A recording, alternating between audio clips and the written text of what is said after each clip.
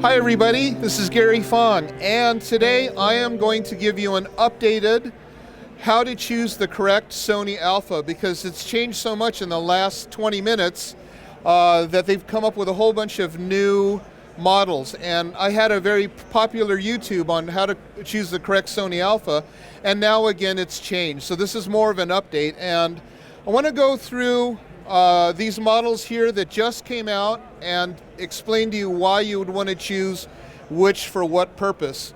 So we've got some really exciting cameras now. This one right here is the brand new Sony A7s II, and this is honestly a very powerful video camera. It has a lot of its engineering, especially since the last A7s, more for professional cinematography, and that's what it's really about. This one now has 5-axis image stabilization in the body. That means you can put a Canon lens on here or a Nikon lens on here with an adapter and still have the ability to have no camera shake. The steady shot is very important for video, and I'm going to show you a real cool demonstration of that. It also has a very much cleaner ISO up to the 409,000. I've got great videos at about 100,000, which is remarkable. And they've got a little booth here. You can stand in the dark and literally see how that shoots. But this guy is, and what you're seeing on the front here is the cinema lens. This is 28 to 135 cinema lens we've been using a lot. Now, the technology on this is quite remarkable. This is maybe a $6,000 rig. It would have cost over $100,000 not that long ago to get this kind of a performance. It also does 4K video straight in without the need to have it piped to another unit, like say for example like this. In the old days you would have to put a recorder on in order to get 4K video. So that is that one right there, the A7s II, and we use it a lot, but we use it for video. So let's talk about the different models. This one right here is the A7R II, and I use that a lot. I use it for stills, but also videos. Now, what does that have for $3,200? It has 5-axis stabilization, which you'll see stabilization is really a very powerful tool. It has a lot of, well, first of all, it's got 42 megapixel image size. It's got what's called a back illuminated sensor. You're going to hear that a lot. What is a back illuminated sensor? And so what that is what they've done is, in the old days, they used to have, there was the circuitry went between the pixels and the sensor. And what happened was you had to have a lot more light go in before it was able to activate. Now they've basically switched the layers so that you have a lot more light going into the sensor. And that was a huge achievement.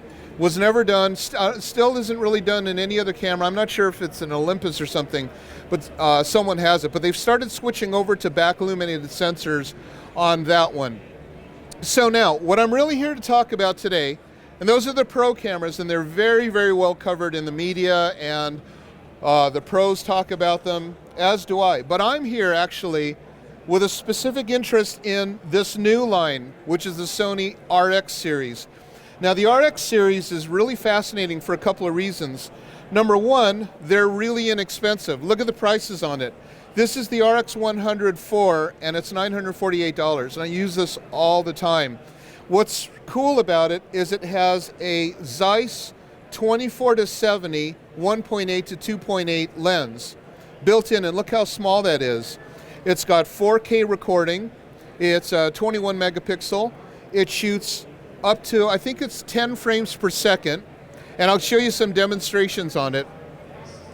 And among other features, especially the super slow motion, I'll show you that. The RX10, let me take this guy off so that I'm not confusing you.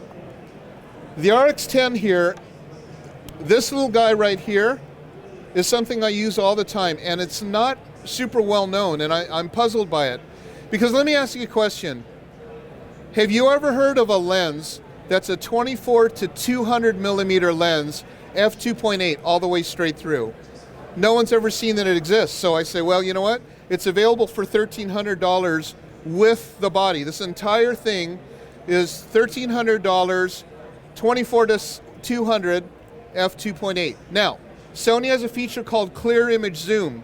Clear Image Zoom allows it to do 2x but it has an interpolation algorithm. It's very, very clean that will optically not degrade the quality between the regular optical zoom to the clear image zoom, and that's a key feature.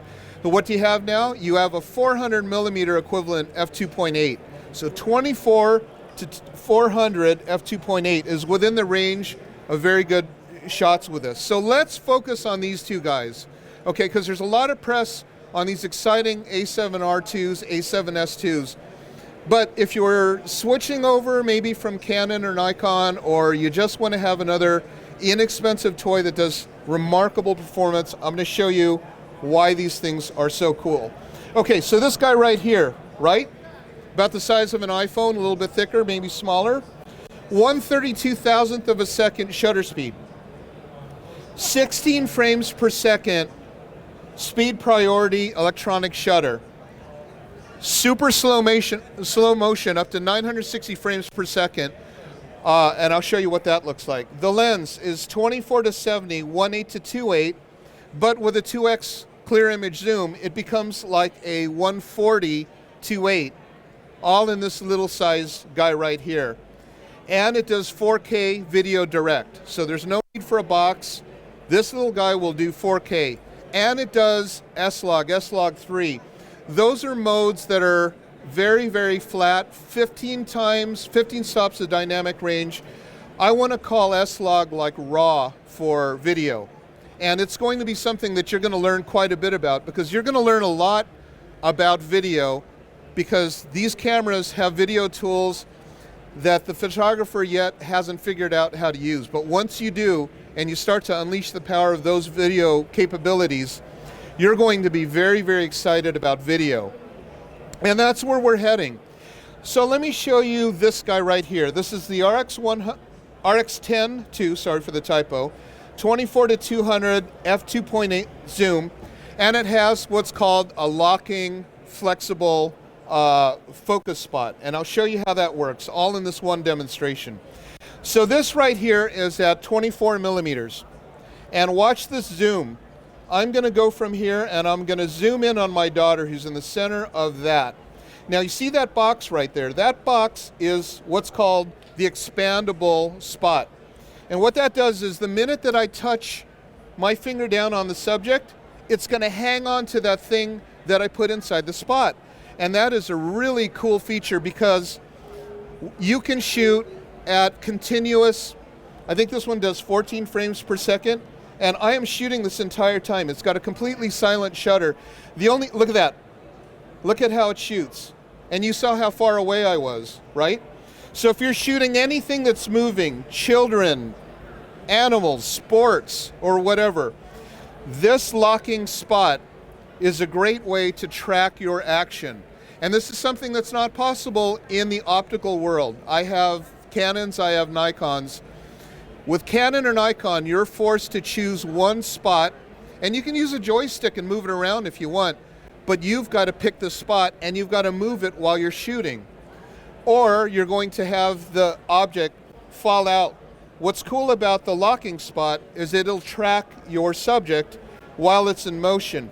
Now it's got extreme slow motion. This right here is what's called high frame rate, or HFR.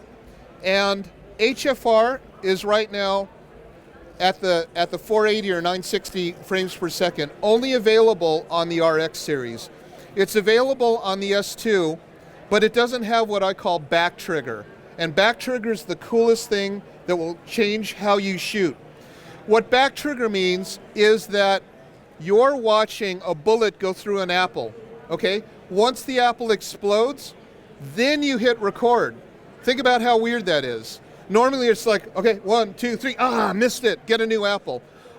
This one, after the apple explodes, then you hit record. Now how does it do that? It does that because these RXs have this new sensor that will collect the images while you're recording, and then when you record, it will write it to the card. In other words, it's just listening and holding on for either 2 or 4 seconds. But when you say, I want that, hit the record button, and then it will commit it to the card. Now watch what you can do with high frame rate. And it's so much fun. You can, look at this, how you can like freeze the water as it's going. A helicopter in flight, you can, look at this, paintball going right into somebody.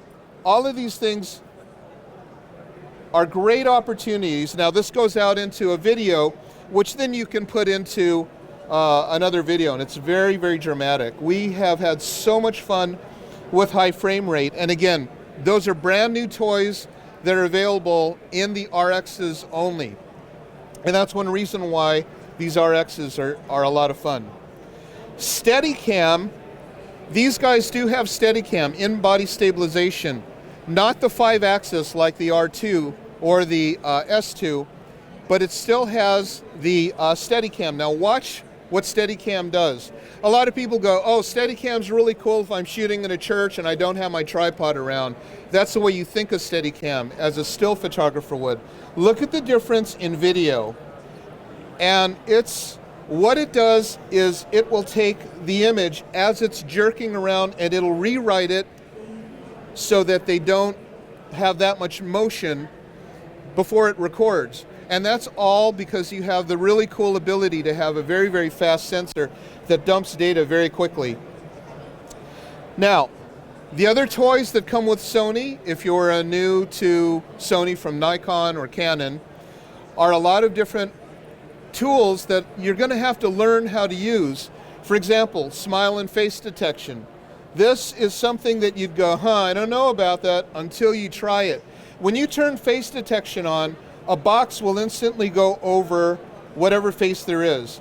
And this thing will, again, fire very, very rapidly, and it'll capture a whole bunch of stills. So if you're shooting children or animals or whatever, it takes away that having to track around or even think about autofocus. It's going to find the face, it's going to lock on it, it's going to hang on to it, and it'll fire and not fail. The one thing that's remarkable as a wedding photographer, in the old days when I was shooting weddings, man, then coming up the aisle, it's, whoa, the bouquet's in focus, now the face is in focus, whoa, it just went off. You won't find that with the new technologies. And these technologies are only available now because of mirrorless. This is what we call on-sensor focusing. On-sensor focusing allows you to do a lot of really interesting things, like face memorization. This is a really cool demonstration of that. Now, say you're a wedding photographer, and at the beginning of the day, you record the bride's face, then the groom's face, and then maybe the maid of honor. You've got 8 here that you can choose from. But not only do you have 8 to choose from, you can stack them in the order of importance, okay? So if there's 3 people in a shot, one's the bride, it's going to focus on only the bride. And I'll show you how that works. So look here, we've got the girl in spot number 1, and then 2 other guys in 2 and 3. Watch what happens when I start to fire. Okay, so I'm going to move the guy into number 1 position. See that green box? It's focusing on. Purple means it's not focusing on that person. So as she's coming forward, it stays on that girl. Now watch. Another person has gone in front of my number 1 position person, and it's still focused on the person that I want. When he goes in front, he's blocked out, and we go to number 2, which is the girl. When he goes out, now he's in focus again. And this, once you get the hang of it, is so not having to think. It's automatic. You just shoot into a crowd and it just stuck on your bride. And it's a very, very cool technology, but you have to learn how to use it. And so that's the struggle that I think Sony has with, as fast as they come out with innovations, the photographer's training doesn't really catch up. It takes me quite a while to figure out how all of these tools work. And that's why I got into the educational videos, specifically focusing on Sony, because it changes everything about how you shoot, how you think about autofocus, how you think about exposure, how you think about, Steadicam or whatever. So now, there's a tool on here called eye autofocus, and if you're shooting with very fast lenses, I was a Canon shooter and I had this really cool, still have it, 85 1.2 lens. I love that eyeball in focus, and everything's out, right? But if I shoot somebody's portrait, invariably the nose tip's in focus, or the other, a whole bunch are out of focus. How cool would it be if every single shot you took at 11 frames per second was in focus on the eyeball, and that's available with eye autofocus. Now watch how eye autofocus works. I'm going to turn it on, and look at that. A green dot goes over your subject's eyeball. That person can move. I can be shooting with a motor drive sequence right now. It's going to follow the eyeball all around, and that is really handy when you're shooting portraiture. It's foolproof. It's something that I always wish I had. I don't know how many shots I've blown because I wanted that wide open aperture and I just couldn't get the eyeball in focus. So imagine 10, 11, 12 frames per second and you've got that in focus. Now, the thing about RX cameras, you go, okay, what's the catch? How do you do 24 to 200 f2.8? Well, that's done because this has got what's called a 1-inch sensor. A 1-inch sensor is a very small sensor.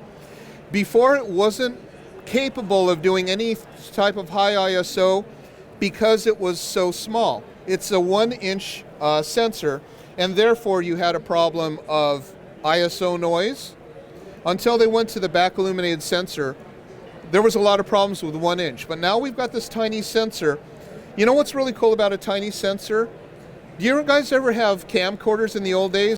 And you would maybe stick your finger right on the lens and you could see your thumbprint on the lens of your camcorder.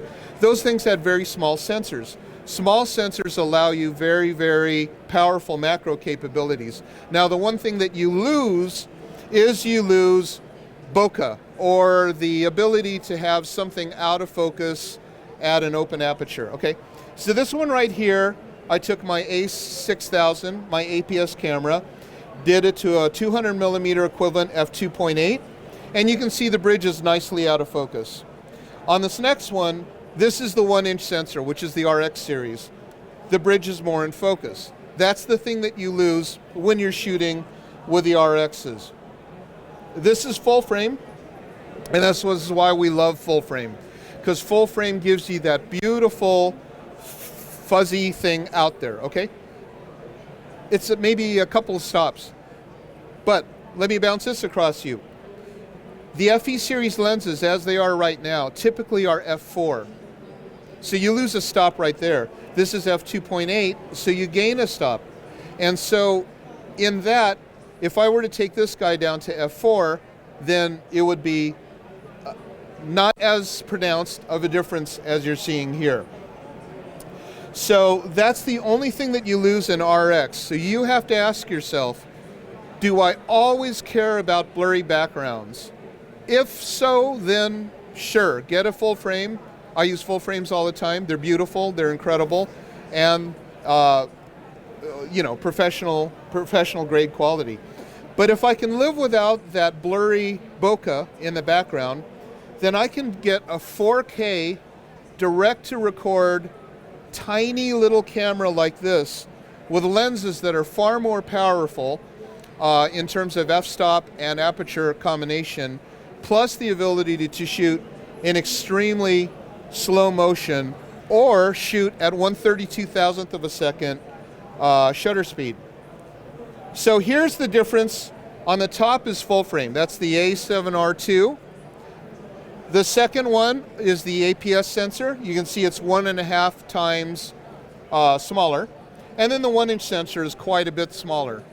So as technology started to move toward bigger pixels and bigger megapixels and everything like that, all the companies were starting to go, let's forget about this 1-inch sensor, because it's hard to cram 20 megapixels into something so small. Sony didn't do that. They didn't abandon the 1-inch sensor. In fact, they expanded it, and then they made it a very viable option. And this is something that I've discovered that very few people talk about, is the 1-inch sensor on the RX series. Now, I have a lot of my friends here that are Sony artisans, and they love these guys because, you know, if you're traveling, right, you have a 24 to 400 equivalent f2.8 lens that you can just hang, or you can grab your Canon 270 to 200 2.8 that's about that long and have a whole gaggle of lenses, your 24 2.8, and you're going to switch them around, or you just have it all in this one guy. Or, and by the way, this is almost identical of a camera to this one. The only difference is This one goes up to 70, this one goes up to 200. But at wide angle, this one opens all the way to f1.8. So that is the RX series. Now I have a huge library of instructional videos, we call premium videos, up to 4 hours showing you how to use these cameras. But what we've done, 4 hours is a lot. How do we scroll around? How do we find the information we're looking for carefully? And this is something that we put a lot of thought into. So we've got, as you can see here, the A7R2, A7 II, A7, A6000, all these different cameras. But what we did is we created a thing called a virtual camera. And under the virtual camera, you can touch any of the buttons on this. See that? I hit the menu button and then I'm clicking the menus and it's actually working like a camera would. When I click on any one of those features, a video will pop up telling you what that feature does. So right now, I'm on USB lens setting and you can see I'll tell you exactly what that does and when to use it. You see that color in the background is the color index. So if you want to just scrub quickly and go to autofocus, you know autofocus is in blue or that's in red. You can just scroll until the color changes and you're in the chapter that you want. That was very, very important for us because we wanted to make sure you could get to the feature that you wanted quickly, and there's really only way to do it was to do it like that. So we've done the A7R2, extremely popular right now because it is a very, very complicated camera to use. And so these are all at GaryFong.com. Each one is like $12.95 direct streaming. You can go on there right now and get it. You'd have the virtual camera, the color indexing, and up to 4 hours of video content. You need to pair that up with this because if you buy one of these things and you try to dumb it down so that it does autofocus like your Canon or Nikon used to, you're missing a lot of opportunity. Face recognition, face registration, eye autofocus. Let me tell you something about eye autofocus. You cannot get to it on any Sony camera until you customize it. And you can't customize it until you learn how to customize the button functions, which is not an easy thing to do. So a lot of these functions are not available to you until you learn in detail how to use these cameras. And that's why we put together this series of very informative videos. If you buy a camera or if you're actually thinking about maybe buying one, this is a great way for you to learn what you can do with it before you purchase. Okay? Well, thanks for coming out, everybody. Make sure to visit our website, GaryFong.com, or our YouTube site, and look for my name. And we've got hundreds of videos on there for free. Thanks.